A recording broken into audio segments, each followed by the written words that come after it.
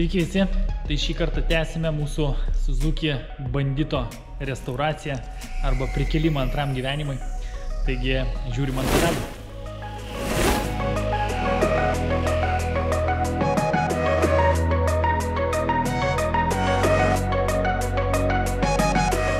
Tai dabar einam tada prie labiausiai, ne labiausiai, bet sakykime, vieno iš tokio prastesnių darbų. Tai reikia nusikrapštyti visą šlamštą nuo čionais. Tai yra babinas. Čia šitą peirą vadinama oro padavimo sistema, atsisukti tepalo padavimo žarnelės.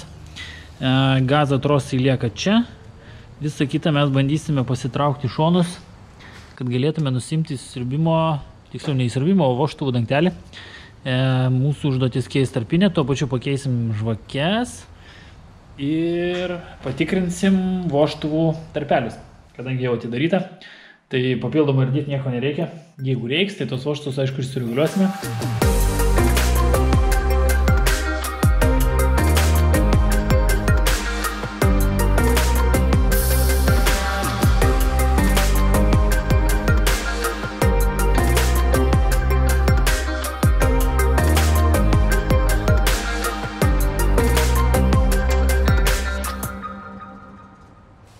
Pirmoji auka, kaip ir tikėjausi, vienas varžtas užpuvęs, nors atrodo visi kiti surūdėjo, bet va šitas, pavyzdžiui, atsisuko.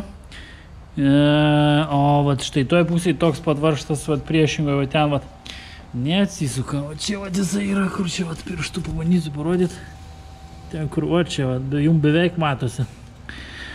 Na žodžiu, problema su tuo varžtu yra tokia, kad jisai yra priekį, skylė yra kiaura ir tikėtina, kad jisai per, kiek čia, 15 metų šlapo.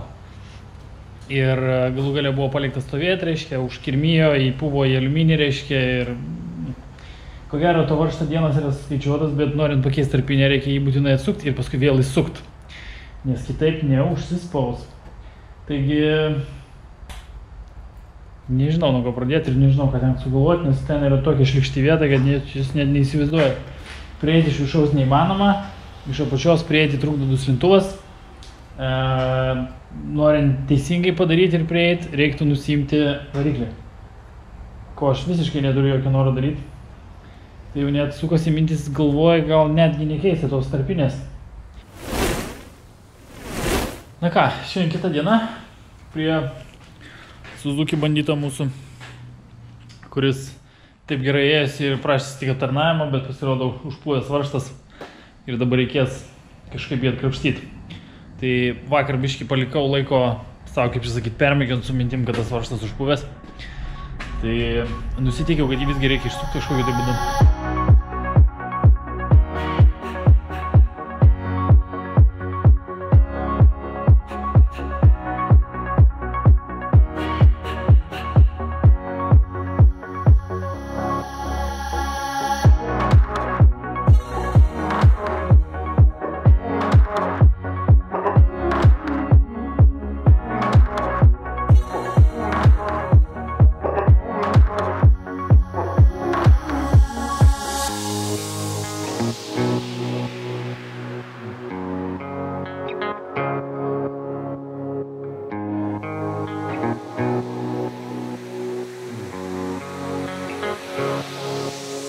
Ką, brangiai, jums keletas minučių, o man beveik 3 valandos, vienas varžtukas, ne vienas varžtukas, o tik tai varžtuko galvutė yra sunaikinta. Tai vat problema kokia yra su to varžtu. Vat čia yra varžtas, toks pat kaip tenais priekį, tik čia iš kito galo, kur išsisuko. Tai mato, kaip jis įrūdėjęs iš viršaus. Jis turi tą kūgį, reiškia, o anas varžtas yra per visą ilgį prarūdėjęs. Jis tiesiog įstrigęs į dangtelį, elementariai. Galvutę aš jau jam nukirtau.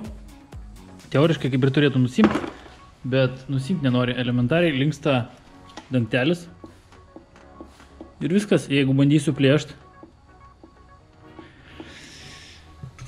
bus kaip sakoma, nežinau, dar pagalvosiu, ką čia daryti. Gal reikia pasipjauti, kad atsilaisvintų, nes nežinau. 3 valandos. 3 valandos. Varžtas. 3 valandos.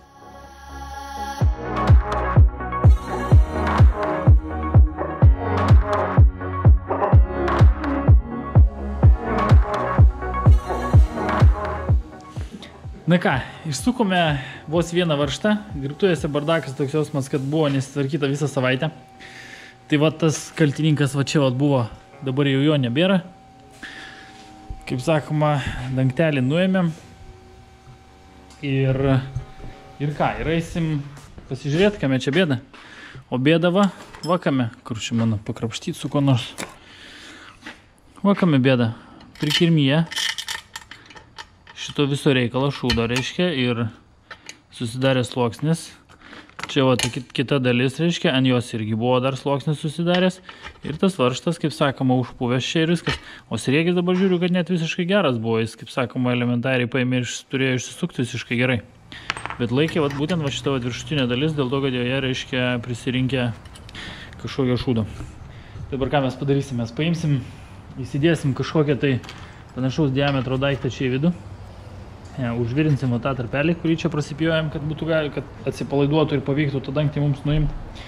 Ir, nu ką, toliau atliksim viską, ką reikia padaryti. Tai yra sureguliuoti vožtuvus, nesureguliuoti, o patikrinti vožtuvų tarpelius, ką čia dar patogu žvakės pakeisti, reiškia.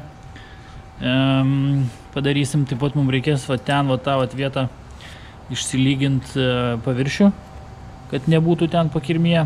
Ir įsitikint, kad ten nėra jokių, reiškia, kažkokių guzų, kurie trukdo, ne tai, kad trukdo, bet neleis tarpiniai gerai prisispausti. Tas dar pats dangtelis, bet iš kitos pusės čia irgi jau pakirmijas.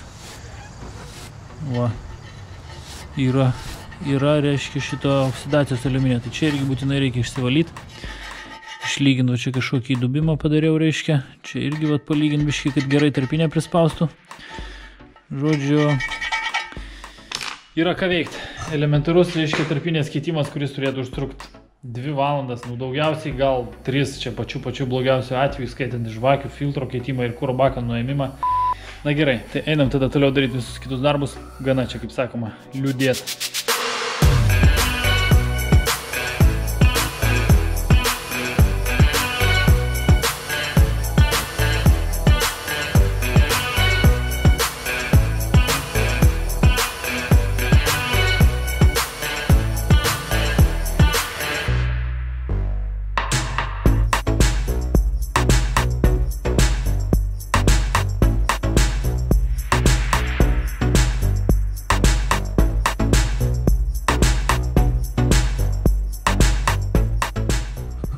Na ką, tai susivirinom, kaip čia pasakyti, gal nesusivirinom, apsnargliavom. Tik tai tiek, kad susijungtų tos detalės tarpusavį ir nebūtų tarpo ir įsukus varžtą niekas tenais nesiplėstų, nesiskėstų.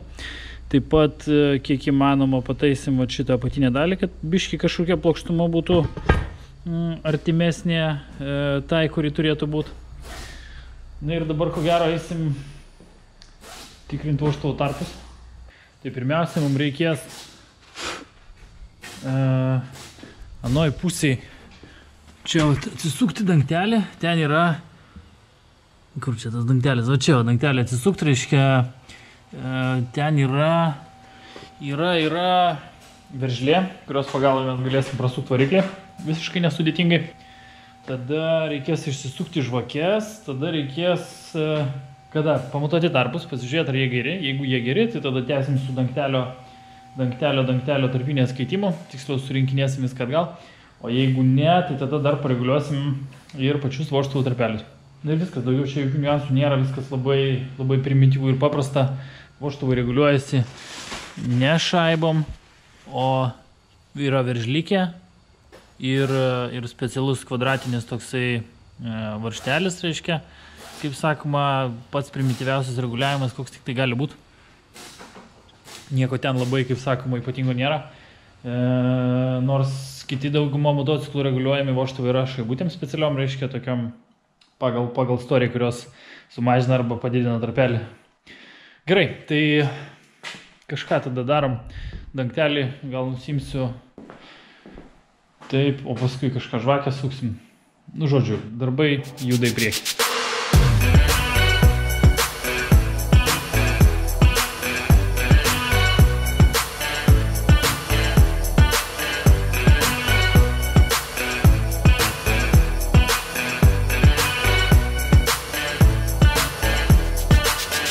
Na ką, tai kaip nebūtų keista, visi vožtuvai gerai, nei vienas kaip čia sakyti, ne tai, kad neblogas, bet reiškia visi papuola į tą diapazoną, kur turi būti. Tai vožtuvų reguliuoti nieko nereikės, viskas labai gerai. Dabar reikia tik tai išsivalyti seno germetiko likučius nuo visų vietų, kur jų neturėtų būti, tiksliau, kur jie turi būti, bet reiškia, mums jų nereikia. Ir taip pat dar reikia ten prasivalyti va tą kraštelį, reiškia, kur mes ten, kaip čia sakyti, labai ilgai ir nuobodžiai, reiškia, bandėm išimti išsuktą varžtą. Tai, žodžiu, dabar prasivalom, paskui eisim išsiplauti va štai šitą daiktą, išsivalyti iš apačios visą smėlį ir pasiruošti įdėti į vietą. Tai jeigu visgi nusprendžiat žvakės keisti patys, būtinai nepamirškit, kad negalima mesti žvakės į vidų. Reikia būtinai švelniai leisti, nes jeigu žvakė nukrenta ir atsitrenkia elektrodo galų, reiškia, į viršų, tai jis tiesiog užlinksta, sumažėja tarpas. Taip sakant, nemeskit į vidų.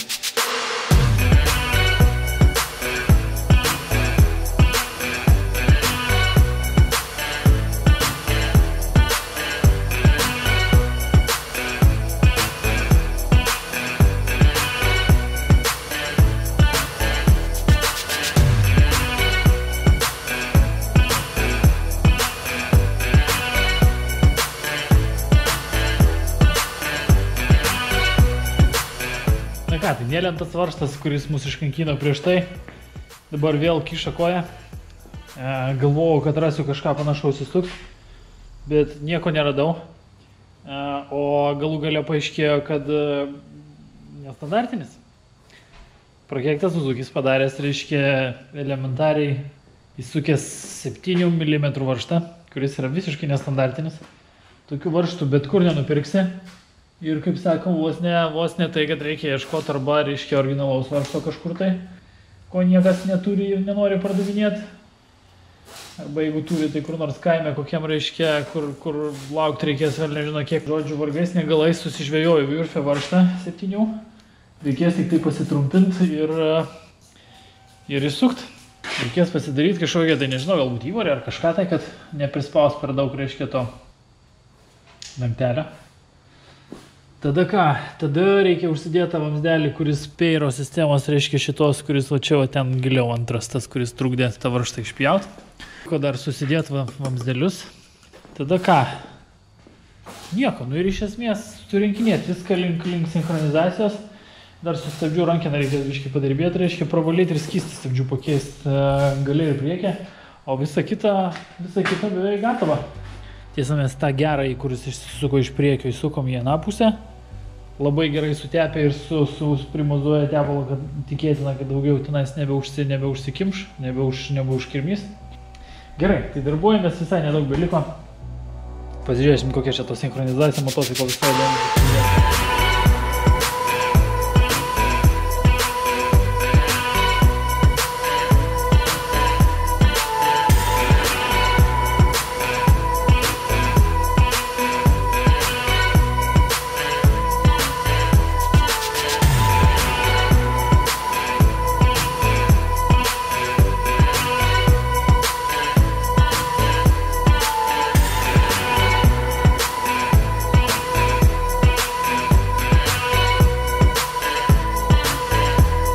Na ką, vos neišsidūriau, vos neužkūriau motociklo be tepalų ir nepakeitęs oro filtro.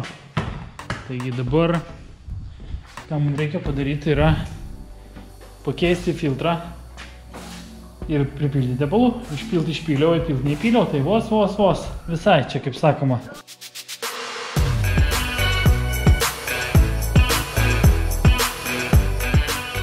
Na ką, tai užkūrėm. Pašilo variklį šiek tiek. Tai dabar sinchronizaciją mes turim tokią. Labai panašiai 1 ir 4, o 2 ir 3 šiek tiek out of spec, kaip sakoma. Tai biškį paimsim, pasukiosim.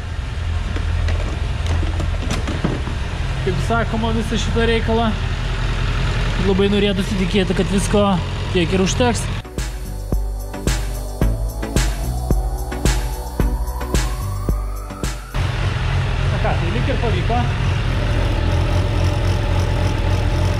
įvedė beveik idealiai.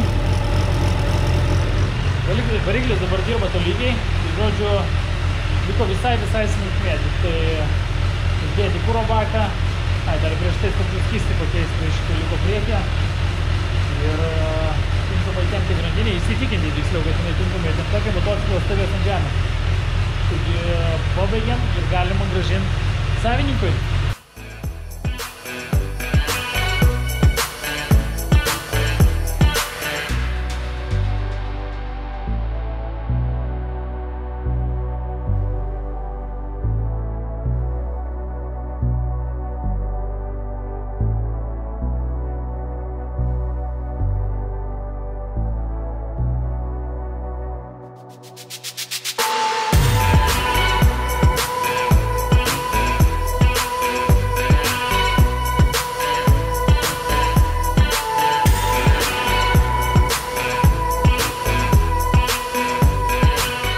Na ką, brangiai, tai ilgas ir vargintis, nuobodus ir iš manęs begalę laiko atėmęs Suzuki Bonito remontas jau pabaigtas. Kaip sakoma, džiugu ant širdies, reiškia, kad prikėliau dar vieną lavoną antram gyvenimui, bent jau aš taip tikiuosi. Taigi, jeigu kam įdomu sužinoti, kiek kainavo, skaitykit komentarus apačioj. Šiam kartui, ko gero tiek. Pauskit tą subscribe mygtuką. Palikit komentarą, tikrai įdomu sužinoti jūsų mintis apie seno motociklo pirkimą ir paskui jo prikelimą antram, kaip čia pavadinti, gyvenimui. Na, o ką, aš atsisveikinu, visiems iki, pasimatysim kitą kartą, visi važiuokim saugiai ir ate.